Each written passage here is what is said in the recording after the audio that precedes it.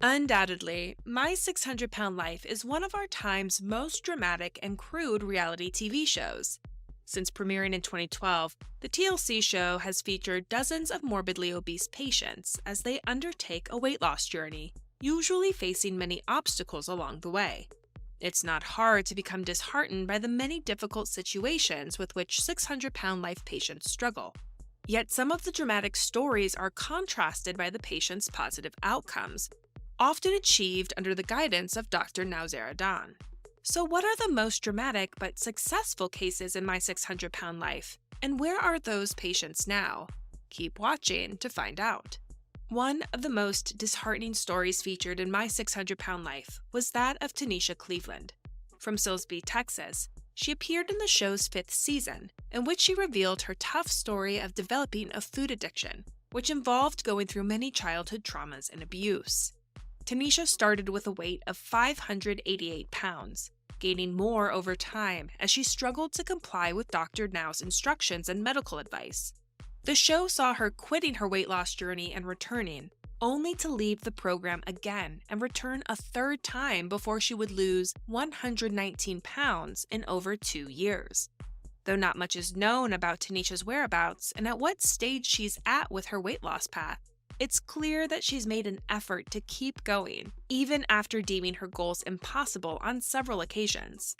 When season 10 patient Lucas Higden appeared in the show, he weighed 619 pounds and had a difficult life situation. He was 33 years old and on the verge of immobility due to his weight, having problems with simple tasks such as walking and showering. The first time we see him, he's wearing tattered clothes and struggling to get out of bed. Though Lucas's story wasn't filled with intense drama compared to other patients, the sight of him fighting to regain control of his life, have a career, and accomplish his dreams led viewers to root for him. Although Lucas keeps a low-profile social media presence these days, a report by the Daily Express shows that not only did Lucas have the resilience and willpower necessary to lose over 200 pounds as he did, but also to keep up a healthy lifestyle, even after the show. The story of Lupe Sano from the show's 4th season taught us a thing or two about resilience. Lupe's mobility had been almost completely restricted by the time she appeared on the show, on top of suffering from other serious health issues such as diabetes. When Lupe arrived at Dr. Now's office, she was immediately worried about her condition, as she had scary breathing problems and her heart was functioning at around 35% of its capacity, according to the initial examination. Nevertheless, her health and the struggles she was yet to face to accomplish her goals weren't the only things that stood out from her story, as her husband Gilbert's cheating was also a source of controversy throughout the episode. While this took a toll on Lupe's emotional well-being, the most criticized part of the pair's story came after Lupe had just recently undergone skin removal surgery, and Gilbert requested sex from her just the day after the procedure.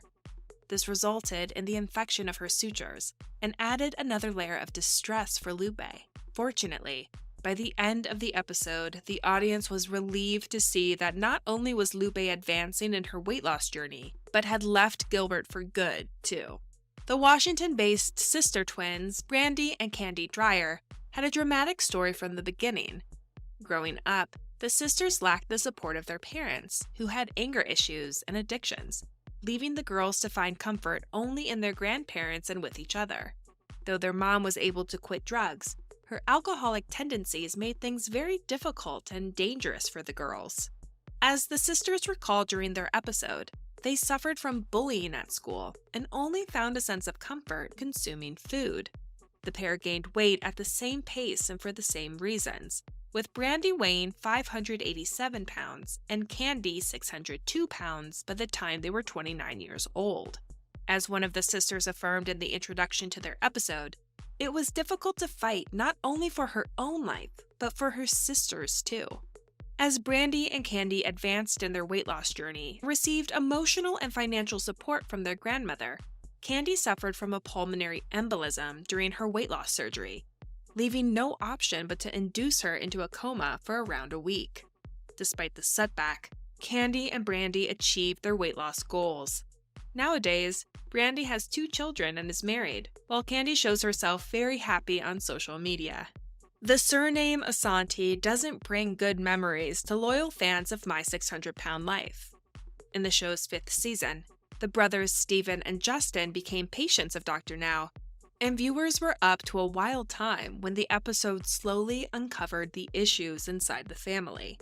While Steven began the episode asking for forgiveness from his brother Justin for his misgivings in the past, it slowly became clear that the brothers weren't easy interacting with each other.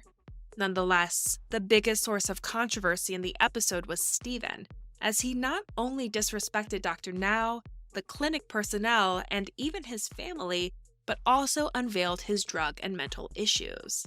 Steven was eventually kicked out of Dr. Now's program, but Justin continued on, following the medical advice even when he went home, though it's unclear how much weight he had lost before going back home. Justin's journey was slightly sidetracked when Steven stole the painkillers he was given after his weight loss surgery. But that's one of the many negative things Steven did in the show. Even though it's unclear whether Justin achieved his weight loss goals, these days he seems very content managing his store. He's also reportedly not in contact with his brother anymore, which is an understandable and probably desirable outcome. Thank you for spending some time with us. Make sure to like and subscribe so you never miss another video. We also handpick these videos which we recommend you watch next. You can talk to us on all social medias or ask a question in the comments below. Thank you for being with us, and we'll see you back tomorrow.